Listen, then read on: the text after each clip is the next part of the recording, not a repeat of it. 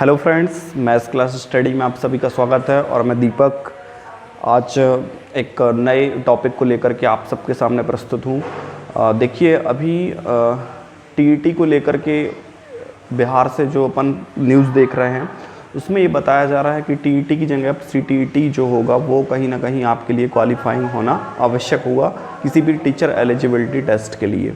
देखिए, अभी तक जैसा कि अपन लोग स्टेट गवर्नमेंट की वैकेंसी के लिए प्रयास करते आए हैं और हमें पता है कि स्टेट गवर्नमेंट में जो भी वैकेंसी निकलती हैं उसके लिए उसकी टीईटी क्वालिफाइड करनी होती है और उसमें अपनी मेरिट वगैरह बनती है। जैसे कि अपन एमपी से बिलोंग करते हैं तो एमपी टीईटी हमें देनी होती है, जो वर्ग 1, वर्ग 2, वर्ग 3 की परीक्षाएं होती हैं जो हम सब ने दी हुई है, तो वो हमें क्वालिफाइंग करना होती है। उसके बाद जो कट ऑफ बनता है, ठीक है, उसके बाद सिलेक्शन होता है। अब बिहार सरकार में जो ये बात की जा रही है टीईटी की जगह सीटीईटी को लेकर के।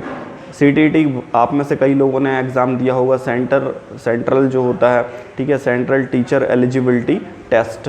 ये जो होता है सेंट्रल की जो वैकेंसी निकलती हैं केंद्रीय विद्यालय वाली और जो नवोदय विद्यालय समितियां होती हैं उसमें जो वैकेंसियाँ निकलती हैं, आपने देखा होगा कई बार नोटिफिकेशन रहता है जिनमें एडॉक में भी निकलती हैं वैकेंसियाँ, सैलरी काफ़ी अच्छी होती है। तो इनके लिए सीटीईटी टेस्ट होता है।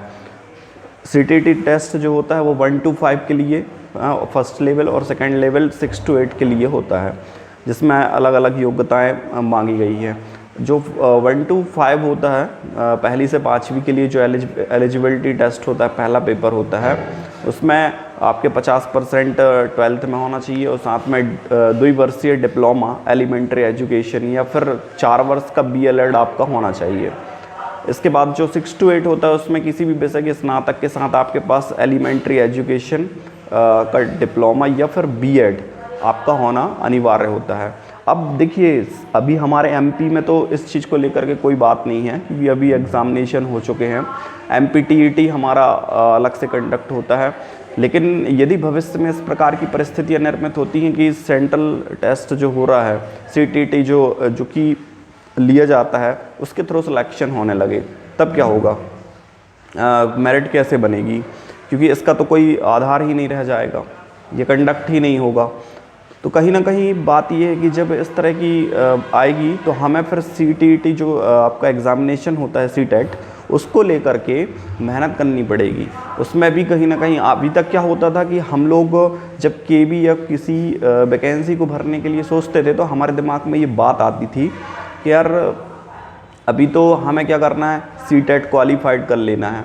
सीटेट क्वालिफाइड करने के बाद जब वैकेंसी आएगी केंद्रीय विद्यालय की तो वहाँ हम मेहनत करके अच्छे नंबर ले आएंगे और हमारा इंटरव्यू के बाद सिलेक्शन हो जाएगा। लेकिन अब यहाँ पर ये चीज़ समझ में नहीं आ रही है कि जब सब लोग सीटेट क्वालिफाइड होंगे और किसी स्टेट की वैकेंसी निकलेगी तो फिर वो इसका कट ऑफ कैसे बनाएंगे? क्या वो सीटेट के नंबर से ही कहीं ना कहीं कट ऑफ बनाएंगे? तो ये एक नया परिवर्तन होगा जब इस तरह से कहीं लागू होता है। तो अभी तो खैर एक पहल है, हो सकता है ये लागू हो जाए। यदि लागू होता है तो हमें कुछ ना कुछ नया देखने को अवश्य मिलेगा। एमपी टेट, यूपी टेट, ठीक है, और बिहार टीईटी जो ये निकलती रहती है, तो ये जो इनमें डिफरेंस होता है, क्या होता है, वो भी अपन थोड़ा सा डिस्कस कर लेते हैं। देखिए, जो सेंट्रल टीचर एलिजिबिलिटी टेस्ट होता है वो आपका केंद्रीय विद्यालय के लिए होता है और नवोदय विद्यालय के लिए होता है। उसमें जो सेंट्रल की वैकेंसी निकलती हैं हम उसके लिए एलिजिबल हो जाते हैं। डायरेक्टली हम बीएड या डीएड करके सेंट्रल की जो वैकेंसी निकलती हैं उसका एग्ज़ाम नहीं दे सकते हैं। उसके लिए एक ये योग्यता अनिवार्य है क्वालिफाइंग की, 1 to 5 के लिए, 6 to 8 के लिए। अब बात ये होती है कि क्या इसका महत्व एमपी टेट, यूपी टेट या बिहार, राजस्थान जो भी हो रही हैं परीक्षाएं उसमें हैं, तो अभी तक तो इसमें इसकी कोई मार्किंग नहीं है, ठीक है। लेकिन अब मान लीजिए आपको क्या करना है, अपने एमपी में जॉब चाहिए तो यहाँ पे हमें एमपी टेट देना होगा। यहाँ पर सी टेट का कोई महत्व नहीं है, कहीं पर भी आपका सी टेट का जिक्र नहीं होगा। तो दोनों में यही डिफरेंस है, सेंट्रल के लिए आपको सी टेट अनिवार्य होता है, ठीक है, और स्टेट के लिए आपको स्टेट का जो टेट होता है, टीचर एलिजिबिलिटी टेस्ट, वो अनिवार्य होता है। अब आने वाले समय में जब सीटेट सबके लिए अप्लाई करेगा, चूँकि ये एक ईयर में मतलब एक वर्ष में 2 बार कंडक्ट होता है और इसमें किसी भी प्रकार की, जहाँ तक मुझे पता है कि हर साल कंडक्ट हो जाता है। शायद है कि कहीं ये डिले हुआ हो बीच में, और 1 to 5 का एक बार मैंने भी दिया हुआ था तो क्वालिफाइड तो हो गया हूँ। उसमें मार्कशीट भी आपकी आ जाती है, ऑनलाइन भी निकल आती है, डिजी लॉकर में आप जा कर के उसको डाउनलोड कर सकते हैं। तो इस तरह से आप केवल एक एलिजिबल हो जाते हैं केबी में अप्लाई करने के लिए जो वैकेंसी निकलती हैं। बिना इसके आप अप्लाई नहीं कर सकते, एक बात ध्यान रखिए। बिना आप सीटेट के केंद्रीय विद्यालय की किसी भी वैकेंसी पर अप्लाई नहीं कर सकते हैं। और एमपी टेट में आपको एमपी टेट देना पड़ेगा। अब क्या होगा जब सीटेट सब पे अप्लाई होगा, ये देखने वाली बात होती। तो कट ऑफ कैसे बनेगा, या उसके बाद कोई और एग्जामिनेशन कंडक्ट कराए जाते हैं या फिर इंटरव्यू लिए जाते हैं, या पूरा सेंट्रल जैसे पूरी प्रोसेस कर दी जाती है, ये देखने वाली बात होगी। और इसमें ऑल इंडिया के कैंडिडेटों को समाहित किया जाएगा किसी स्टेट की वैकेंसी में या नहीं, ये भी देखने वाली बात होगी। क्योंकि पर्टिकुलर जब स्टेट की निकलती है तो वहाँ पर अपने अपने रूल्स रेगुलेशन लागू कर देते, पर जब ऑल की बात हो रही है अपने इंडिया की और सीटेट की बात हो रही है कि वो ही सबके लिए एक बेस होगा, तब फिर क्या होगा?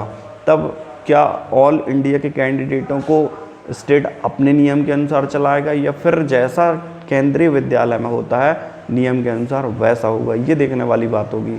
तो इसके साथ ही और जो नई अपडेट आएगी वो मैं आप लोगों के सामने व्यक्त करता रहूँगा। अभी एमपी टेट को लेकर के बहुत से ज्ञापन दिए जा रहे हैं कि भाई रिजल्ट जो है जल्दी दे दिया जाए, कैंडिडेट काफ़ी परेशान हैं।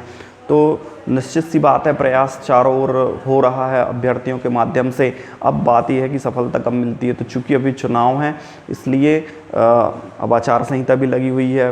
हालांकि इसका कोई उस पर प्रभाव नहीं है, पर ये कोई छोटी मोटी प्रक्रिया नहीं है। रिजल्ट आने के बाद बहुत से कार्य होते हैं, वेरिफिकेशन से लेके हर चीज़ होती है, उसमें काफ़ी समय लगता है। और अभी चूँकि सबकी व्यस्तताएं हैं, इसलिए कहीं ना कहीं आप ये मानिए कि चुनाव के होने के बाद 15 जुलाई इसके बाद ही आप किसी बात को लेकर के ये क्लियर कर सकते हैं कि रिजल्ट आ जाएगा। ठीक है, कोई भी नई अपडेट आती है मैं आप लोगों के सामने व्यक्त करता रहूँगा। जो भी चैनल पर नए व्यूअर हैं वो चैनल को लाइक, सब्सक्राइब और शेयर जरूर कीजिए। तब तक के लिए आप सभी को एक बार और धन्यवाद।